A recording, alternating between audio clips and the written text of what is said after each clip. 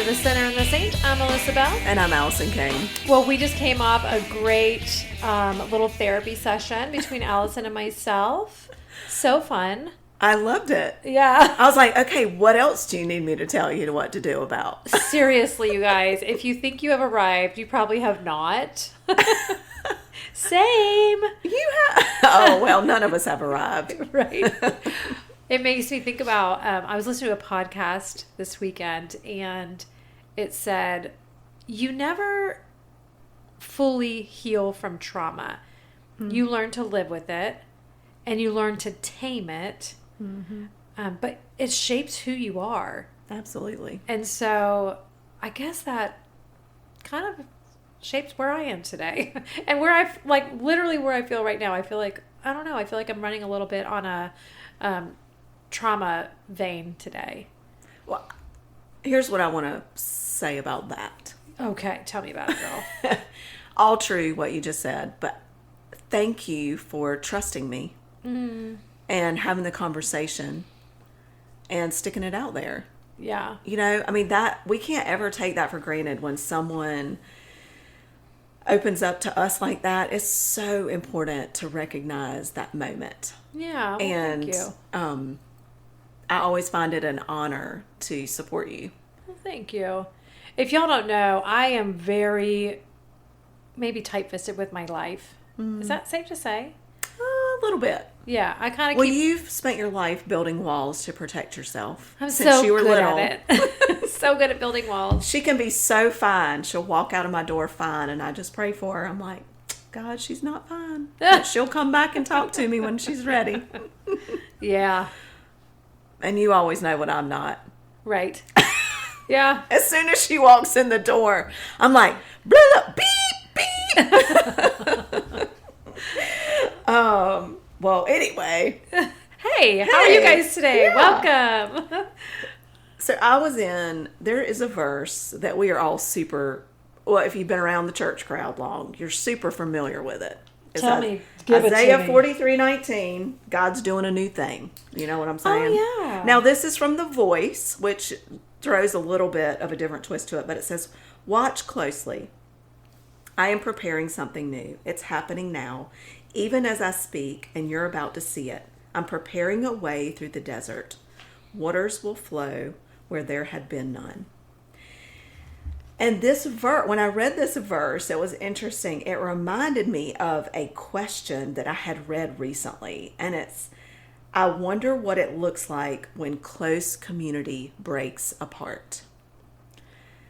Oh, I know what that looks like. Yeah. We've all experienced it. Yes. I mean, whether it's your family, maybe a friendship, a church. I mean, it happens in churches too. Or just neighborhood, like within a neighborhood or another group you're in. Yeah, I mean, sometimes you'll have a neighborhood group and then one person will dip out and it changes the whole dynamic of everything. It does. And, I've spoken openly about a relationship that was really, looking back, I think I was probably the most involved in that. Like, I was probably the most present I'd ever been in my life. And that friend, I mean, it severed. And it was because I was trying and getting nothing back. Right. And just the awareness that person couldn't be what I needed them to be for me. But it was a mourning. Yes. Like a mourning of a death. Well, I think that's what's interesting is, and we're going to get to that as we uncover it. I think that first what happens is there's almost a disorientation. Yes. It's like, wait, what?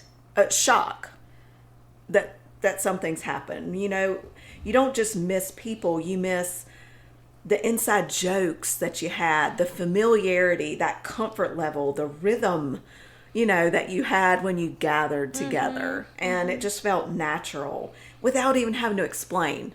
Right. Like you and I, it's like, oh my gosh, so-and-so. Oh yeah, I know, And then you fill in the blanks, but you feel untethered a little. It's like, whoa, I felt grounded when I had this group. There's this very untethered feeling, like your emotional home base is just vanished. Like, it's out. The anchor has been lifted, and you are left just meandering down the stream without an anchor, right? Is it bad that sounds really nice right now? Yeah. No. There are some days you definitely feel like I just want to pull up my anchor and hit the seas. Right. All alone. Yeah. It's got to be better than this. That's right. I think it shakes our identity too.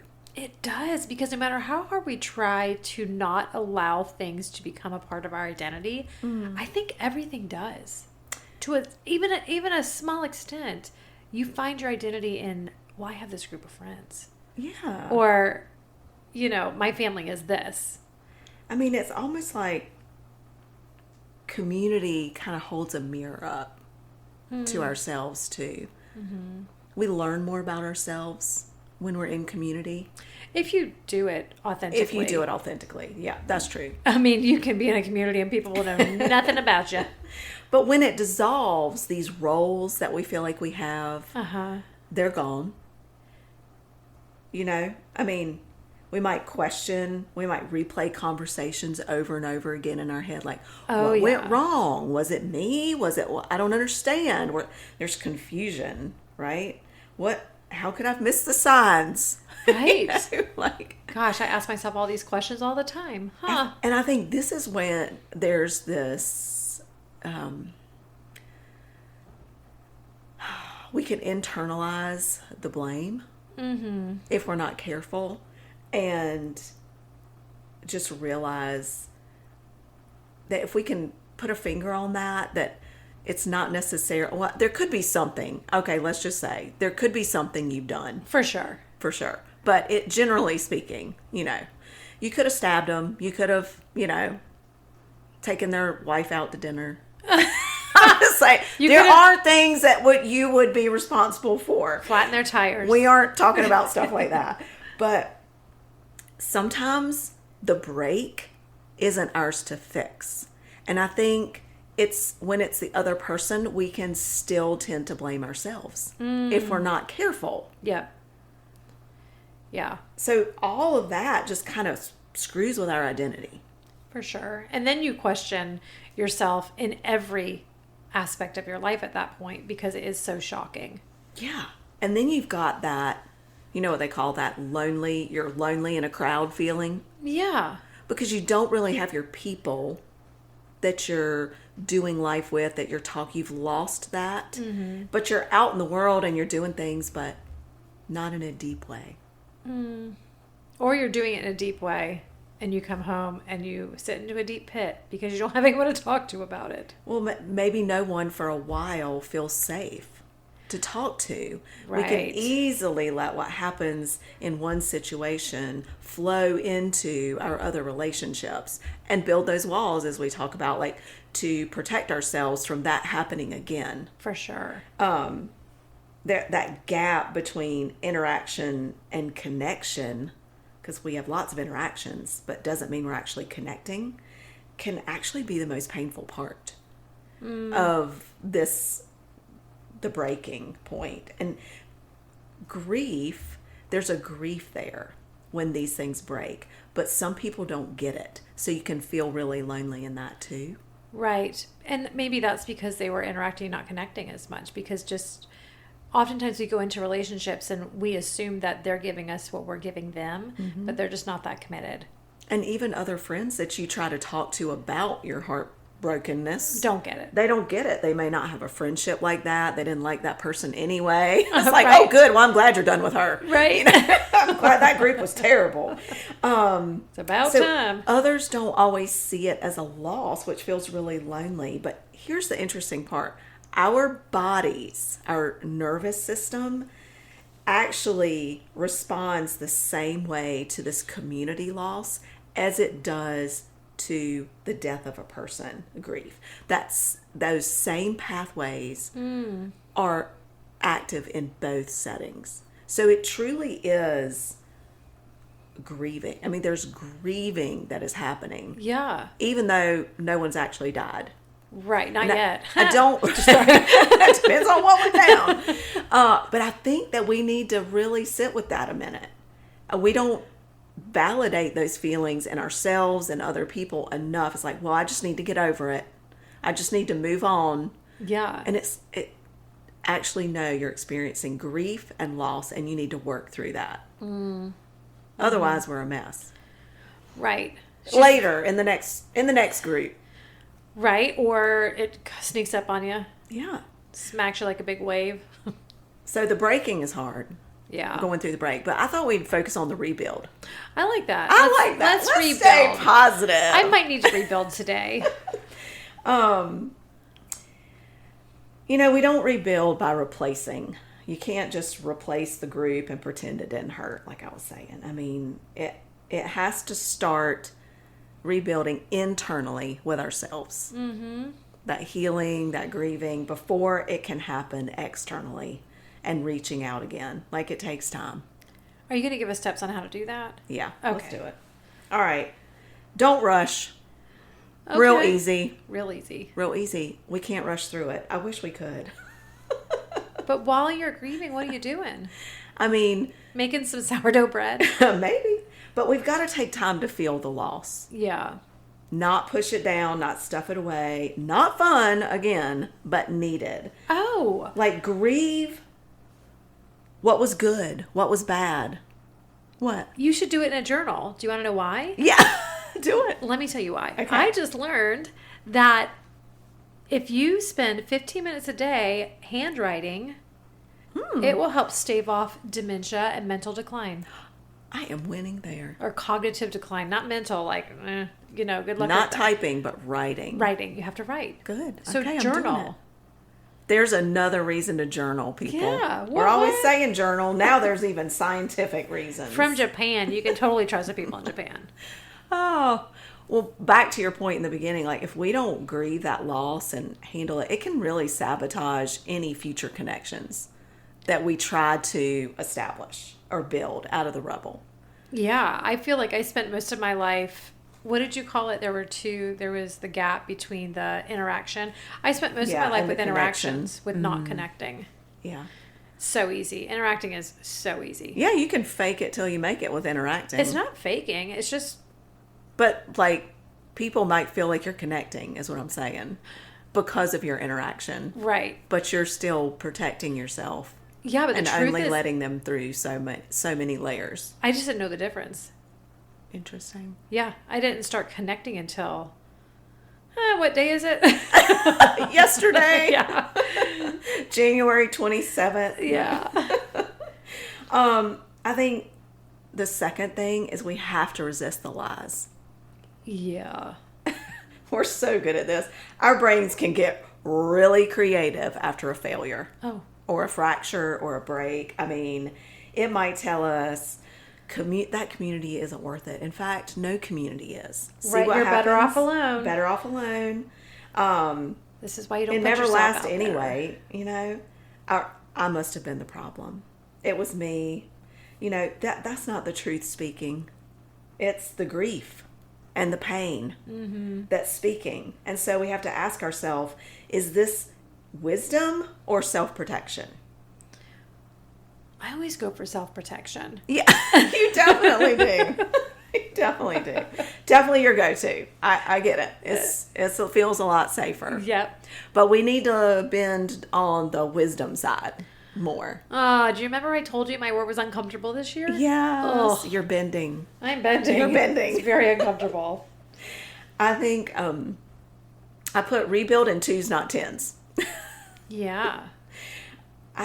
We panic in these times where loneliness creeps in and we're all alone. It's very unsettling and uncomfortable. I have made all of my life's worst decisions in panic mode. I can pick out a few big doozies. So, yep. We won't list them today. No, not today, but I'm just today. saying. Okay. Panic has never gotten me I was anything going to good. give you the opportunity if you wanted. But we try to, sometimes in that panic, we try to replace it, all that community at one time. It's like, I can't be without this. It's interesting how we can all respond in different ways. Uh-huh. And I think just starting smaller. One conversation, reaching out to one person Yeah. who you've thought about in the past or you've met before and they seemed kind or solid or whatever, just reach out for coffee. Yeah. Or a walk. Start small. Community isn't found, actually. We grow it. Oh, I believe that. So that takes time and cultivation. Yes. If you want true community. I believe that. And friendship. Yeah. Also, choose depth over familiarity. Choose depth over familiarity. Tell me about that. Yep. Well, we have a tendency to gravitate towards what's familiar. It's like, well, I knew these people from when my kids went to elementary school. Oh. Let me just reach back out to them. Yeah. Even though you left that group before, because it really wasn't a good group. Right. Let's go deeper. Mm-hmm. Let's spend a little time and not just try to duplicate what we've lost with bad soil. Right. Or with soil we don't even know what it's made of. Yeah, and sometimes this break happens because you are a different person because you're doing really hard work. Mm-hmm. And the other person or other people are not doing hard work, and so you just don't fit in there anymore. You actually do grow apart. Right. It's not just a term. Yep. But it is a thing. I think sometimes God even removes people from our lives for our benefit. And we don't realize it at the time until sometime later.